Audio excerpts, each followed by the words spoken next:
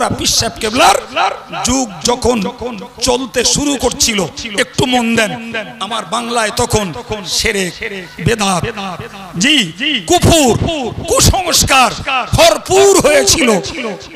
ওই একটি মানুষের শুরু প্রচেষ্টা আর তার সঙ্গী সাথী, তার আওলাদ খলিফাদের প্রচেষ্টা, জি এপার বাংলার তামিলনাড়ুর কন্যাকুমারী থেকে ওপার বাংলার বরিশাল পর্যন্ত এই হাজারো 2000 কিলোমিটারের ঊর্ধ্বের পথ, এই বিরাট এরিয়ার মানুষ আল্লাহ তার দ্বারাতে হেদায়েতের আলোয় আলোকিত করেছেন।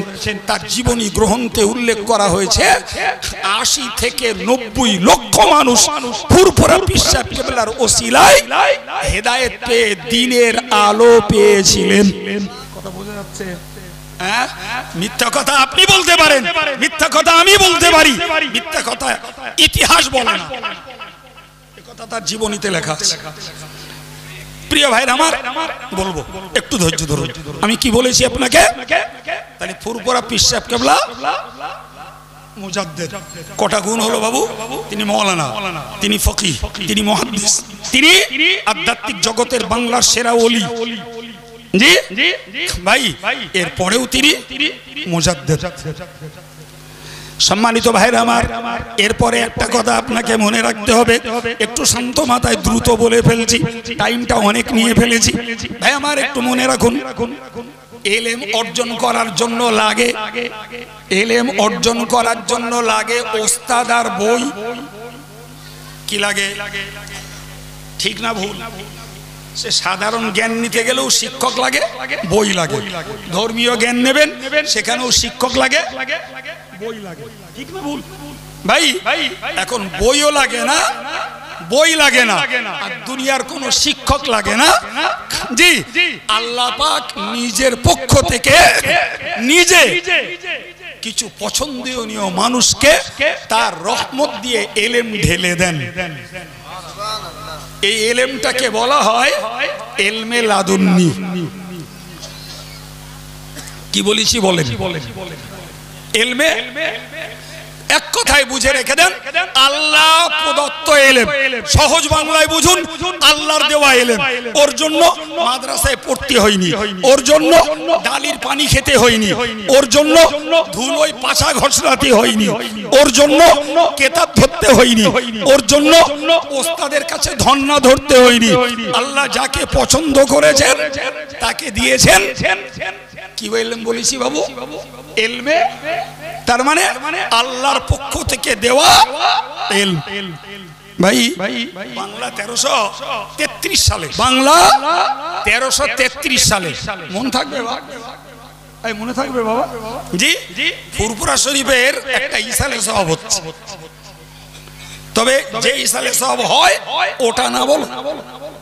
ইসালে সওয়াব হচ্ছে মুজাদ্দিদে জামান ফুরফুরা পীর সাহেব কেবলার একজন পীর ভাই ছিলেন, হযরত মাওলানা মরহুম পীর গোলাম সালমানি সাহেব। মনে রাখুন। জি যদি আপনাদের মনে না থাকে, যন্ত্রের মনে থাকবে, ওই জড় পদার্থ কি মোবাইল। কি নাম বলেছি? হযরত পীর মরহুম মাওলানা গোলাম সালমানি সাহেব। তো তিনি ছিলেন দাদা হুজুরের পীর ভাই। তার মানে উনিও কলকাতার মানিকতলায় শায়িত সুফি ফাতে আলী ওয়াইসি হুজুরের খলিফা, আর ফুরফুরা পীর সাহেব কেবলাও কলকাতার মানিকতলায় শায়িত সুফি ফাতে আলী ওয়াইসি হুজুরের খলিফা।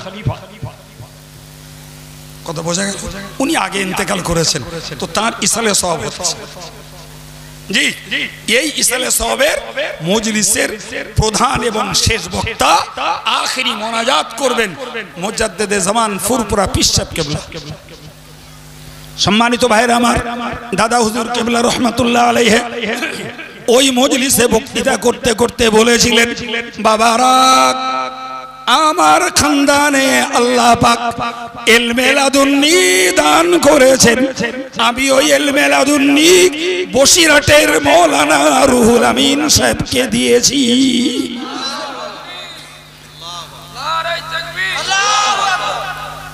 দাদা হুজুরের কথা আল্লাহ আমাকে ইলমে লাদুন্নি দান করেছেন, আমি সেই ইলমে লাদুন্নির ফয়েজ বসিরহাটের মাওলানা রুহুল আমিন সাহেবকে দিয়েছি। ভাই তো এই কথা পর্যন্ত মনে রাখুন।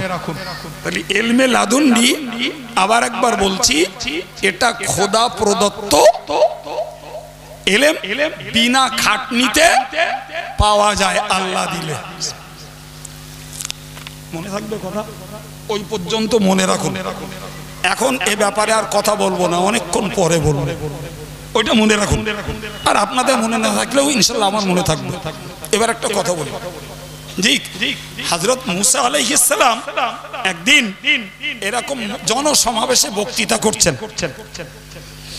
একজন ব্যক্তি, আমার দিকে তাকান, অন্য মনস্ক হবেন না, একজন ব্যক্তি মুসা নবীকে জিজ্ঞেস করলেন, জি হাল তাআলামু আহাদান আ'লামা মিনকা, বলেন এ মুসা, এ তোমার থেকে বড় কোনো আলেম আছে বলে তুমি মনে করো, তুমি জানো?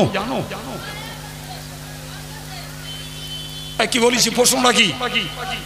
মুসা নবী বক্তৃতা করছেন, মজলিস থেকে একজন ব্যক্তি হুজুরের কাছে প্রশ্ন করলেন, হে মুসা, তুমি কি মনে করো, তুমি কি জানো যে তোমার থেকেও কোনো বড় আলেম আছে এখন?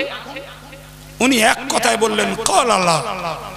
উনি বললেন আমার থেকে বড় আলেম, বলেন বলেন বলেন। সম্মানিত ভাইরা, উনি তো যুগের নবী, উনি যুগের রাসূল, তাই না? তো যুগের নবী এবং রাসূল যিনি,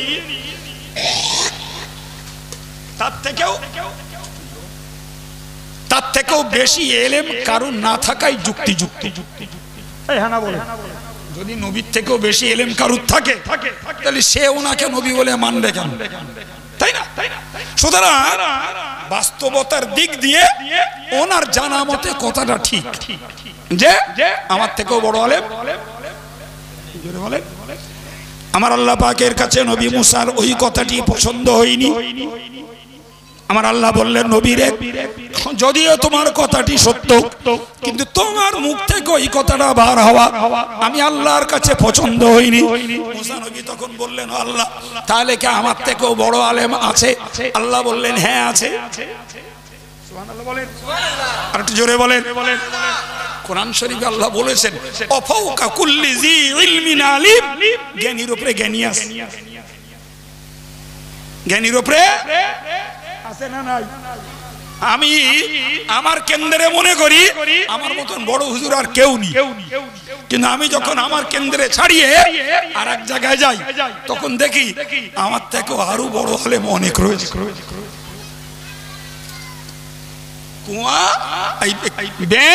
কুয়ায় থাকে, সে মনে করে পৃথিবীর পানির পরিধি এই, ওরে যদি তুলে এনে পুকুরি দেওয়া হয় তখন আর ক্ষেত্রে মাটি খুঁজে পায় না। সর্বনাশ, যে কত বড়, এত পানি, ওরে যদি সাগরে ফেল দেওয়া যায়, বলেন বলেন বলেন, ওর আর হুঁশ থাকবে? জি ভাই, তো যে যেখানে থাকে সে মনে করে আমার মতন জ্ঞানী, আমার মতন বুঝদার, আমার মতো পণ্ডিত আর কেউ নেই।